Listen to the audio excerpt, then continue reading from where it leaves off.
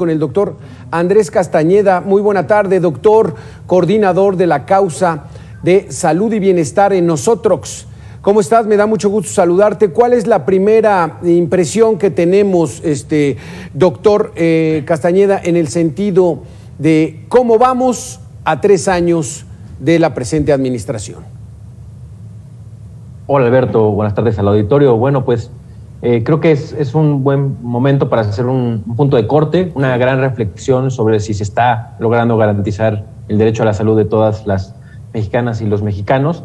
Y bueno, no hay datos muy alentadores, ¿no? De entrada vemos el reporte del Coneval con no solamente el aumento del número de las personas que viven con pobreza en el país, sino que aumenta de manera considerable la carencia al acceso a los derechos de salud. Esto sin duda es preocupante, ¿no? Como panorama general. Y además vemos que quienes sí tienen acceso a los servicios de salud no están teniendo el completo acceso, un acceso efectivo en términos de, por ejemplo, lo que venimos haciendo desde el colectivo Cero Desabasto, como a partir de mediados de 2019 ha aumentado de manera considerable la falta de acceso a los medicamentos.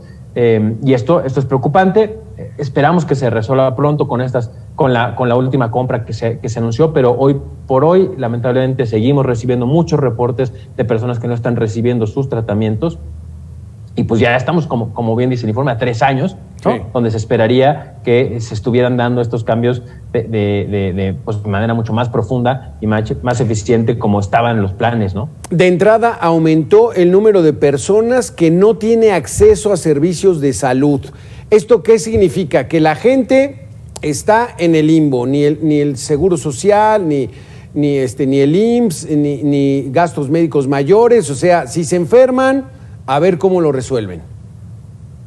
Así es, resulta interesante porque no es que el cambio del Seguro Popular al INSABI se hayan despedido profesionales de salud o se hayan cerrado hospitales. Lo que pasó es que las personas, ¿no? En la pregunta explícita que se hace en la encuesta de donde salen estos datos es si las personas tienen derechos, si están afiliadas o tienen acceso a los servicios de salud. Y el 28% de las personas en 2020 dijo que no, ¿no? Son muchísimos millones de mexicanas y mexicanos que no sienten que tienen acceso a los servicios de salud. Es decir, ha habido una confusión muy importante en este cambio del Seguro Popular al INSABI, no solamente para las personas que usan los servicios, sino también para funcionarias y funcionarios que son quienes permiten el acceso a las personas, ¿no? Sí. 1 de cada 3 siente que no tiene el servicio de seguridad. Y la siguiente es, pues bueno, los que tienen el servicio de seguridad consideran que tanto el ISSSTE como el IMSS no satisface esa necesidad de cubrir su prevención de salud, o cuando están enfermos el tratar de curarlos. Pues un dato muy interesante, Alberto, que podemos como entender es cómo ha venido disminuyendo el número de atenciones, por ejemplo, que se dan a primer nivel de atención. Las personas están prefiriendo ir a consultorios adyacentes a farmacia o a las atenciones privadas y no tanto a los servicios públicos, porque son largas horas de espera o largas filas, porque cuando llegan no les dan el tratamiento, etcétera. Esto es un foco rojo importantísimo que debería de estar poniéndonos en acción, o al gobierno poniéndose en acción para de verdad poder garantizar el acceso a los servicios de salud, porque hay que decirlo, otro dato importante son los datos del CIEP, en donde se describe un aumento importante al gasto de bolsillo, es decir, a lo que estamos gastando las y los mexicanas de nuestras bolsas en salud, que ese es otro dato, ¿no? Que habla de cómo no lo estamos haciendo bien en el nivel público, el gobierno no está satisfaciendo la necesidad de salud de las personas y por lo tanto las y los mexicanos estamos teniendo que gastar de nuestra bolsa para la atención privada con sus contras, ¿no? Primero, eso tiene un impacto mucho más grave en quienes menos tienen, es decir, las implicaciones son mucho más fuertes, hay un aumento en la inequidad en este sentido. Y 2, todo el tema preventivo, ¿no? Que son cosas que si uno puede diferir, no hacer, digamos, ¿no? Se está retrasando. Ejemplo de esto es la baja en la número de aplicación de las vacunas de todo tipo, ¿no? Que es verdaderamente alarmante. Desde hace 3 años venimos a la baja en la aplicación de muchos biológicos. Del cuadro básico, del cuadro básico. No estamos hablando del COVID, porque además esta semana no hay vacunación contra el COVID en la Ciudad de México. O sea, como si el tiempo estuviera sin presión hacia nosotros, ¿no? Esta semana no hay, porque dicen que, pues bueno, le dieron prioridad a otras entidades del país, pero pues vamos más lentos de lo esperado. Es una realidad que la pandemia vino a incrementar la mortalidad en México. Veamos la siguiente radiografía, doctor, que nos presenta mi compañero Abel Martínez y la comentamos. Castañeda, hemos aprendido todos a través de esta pandemia con el paso de la misma, con los contagios, con los fallecimientos de las personas, con el comportamiento mismo, todos, no solamente los científicos, toda la sociedad hemos ido aprendiendo, pero estas declaraciones, pues bueno, en su momento fueron de gran polémica, ¿no? Los niños no se contagian, no se preocupen, ¿cómo ves? Pues realmente no hay mucha discusión, ¿no? Sí hay evidencia científica, ¿no? Sabemos hoy que afortunadamente las vacunas funcionan y por eso estamos viendo una disminución importante en la mortalidad, no solo en México, sino en otros países. Pero esto no quiere decir que tenemos que bajar la guardia y que los menores, justo como las vacunas funcionan, los menores de edad sí se pueden vacunar, ¿no? O sea, de hecho ya en muchos países de adolescentes de 12 a 17 se están vacunando. En México está aprobada la vacuna, en concreto Pfizer, para aplicar la vacuna entre 12 y 17 años. Y los niños y adolescentes efectivamente tienen una menor mortalidad y si lo vemos en términos comparativos con los adultos, pues sí hay menor riesgo, pero esto no quiere decir que no se puedan enfermar y que no puedan morir y que estas enfermedades, esta enfermedad no sea prevenible. Prevenible porque hay vacuna, ¿no? Por lo menos ya autorizada de 12 a 17, y prevenible porque sabemos que existen medidas de seguridad, como bien dices, Alberto, hoy conocemos mucho más a estos virus y sabemos que la ventilación, el uso de cubrebocas, el distanciamiento social son la clave del éxito para evitar contagiarnos. Sí, exactamente, y que incluso son un poco en balde toda esa escenografía que presentan algunos gobernadores de estar sanitizando los lugares, limpiándolos presuntamente con alcohol y estos materiales químicos. Eso ya vimos que no es lo que funciona. O sea, el contagio es a través del aerosol,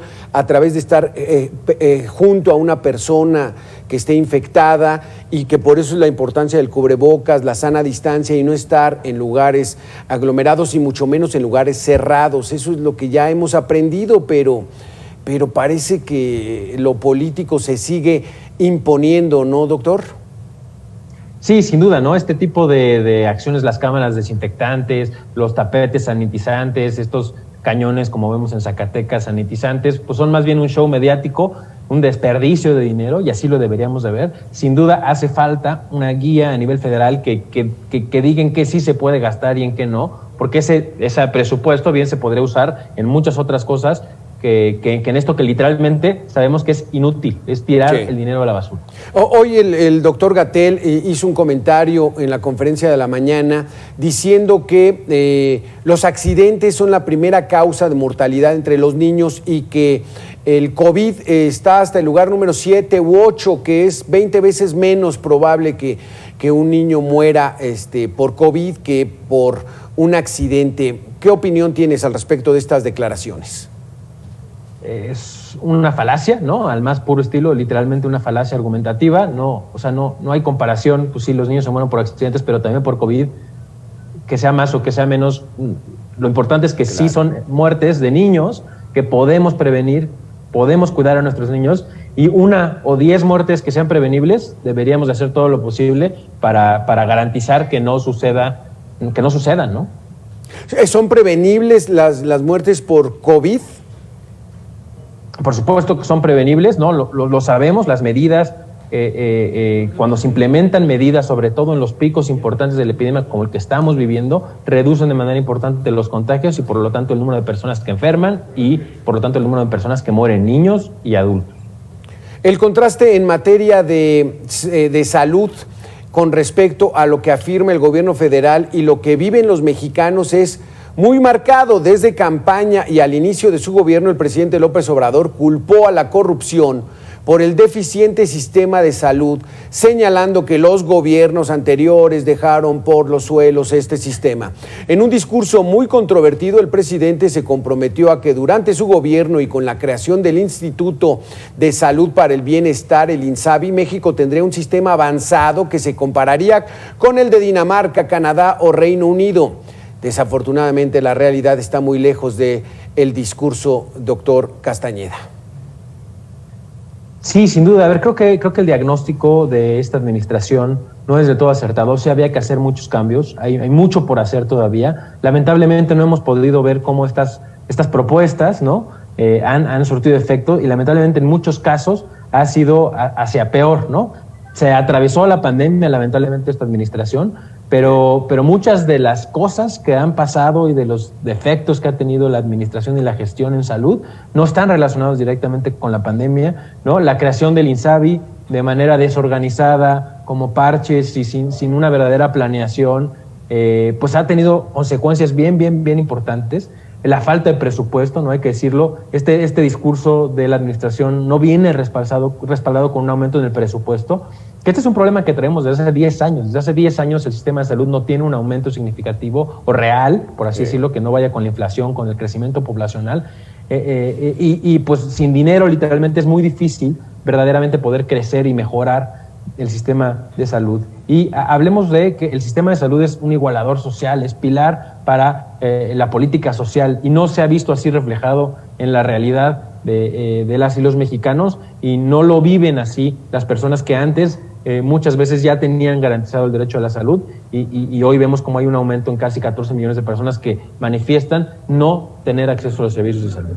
Veamos otra gráfica, doctor Castañeda. De acuerdo con datos del Censo de Población del 2020 del Instituto Nacional de Estadística y Geografía, el 26% de los mexicanos, casi una tercera parte, no tiene acceso a los servicios de salud, lo que nos comentaba usted al principio. Un dato muy fuerte que lo contrasta con los compromisos y la información que da el gobierno.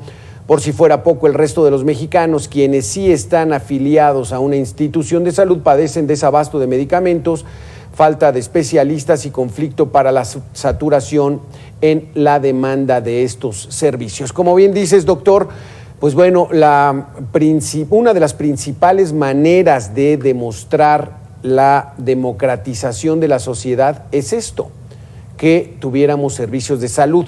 Pero pues, si esto fuera poco, con respecto a la pandemia por COVID-19, México está entre las naciones con más fallecimientos y contagios. Recientemente, el INEGI reveló que en el 2020, comparado con el 2019, el país tuvo un histórico exceso de mortalidad de 43.5%.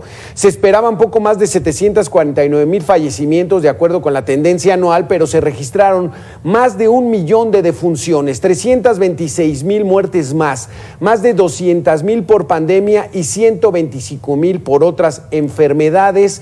Estos no son buenos datos en el sector salud, doctor, en estos momentos para México. No lo son, sin duda, Alberto, y además hay que acotar que estas muertes, otros indicadores en salud que vemos que no han mejorado considerablemente, prácticamente ninguno, lo vemos en un promedio nacional, pero falta ver dentro entre cada estado, entre cada ciudad, la gran inequidad que vivimos en salud entre todas las personas. Ese es el gran reto de quienes administran el sistema de salud. Debería ser la principal prioridad, ¿no? Ahora lo comentabas con la vacuna. Por supuesto que eso no es una mala idea, hay que priorizar, hay que repartir la vacuna de manera equitativa en el país, no llegar a donde es más difícil llegar, porque es normalmente ahí donde hay esta mayoría de las muertes. Lo vemos, por ejemplo, en algunos estudios en donde la mortalidad por COVID es considerablemente mayor en los hospitales, por ejemplo, del IMSS, comparando con un hospital privado, ¿no? Esto nos habla de que efectivamente las condiciones en donde vivimos, nos desarrollamos y nos atendemos impactan nuestra salud, y es ahí donde el sistema de salud, si se organiza bien, si se le invierte dinero, puede hacer la gran diferencia en la vida de todos los mexicanos. Al corte de caja, no hay un buen saldo en el sector salud, es a lo que podemos llegar en conclusión, de acuerdo a tu perspectiva, doctor Andrés Castañeda. Sin duda, hay muchísimos pendientes. Yo creo que vale la pena, o sería deseable que la autoridad lo reconociera, ¿no? Reconocer el lugar en donde estamos. Y creo que hay 3 años, que hay muy buena voluntad, ¿no? Estos principios de primero los más vulnerables, de garantizar la salud para todos, medicamentos gratuitos para todos, son aplaudibles. Ojalá que estos 3 años que vienen logremos verlos materializados en un verdadero garantía al derecho a la salud de quienes vivimos en México. Ojalá menos política, más ciencia y sobre todo más efectividad hacia la sociedad. Muchísimas gracias por estar con nosotros, doctor Andrés Castañeda. Siempre un placer platicar contigo. Muchísimas gracias. Igualmente, Alberto, hasta luego. Vamos a hacer una pequeña pausa. Estamos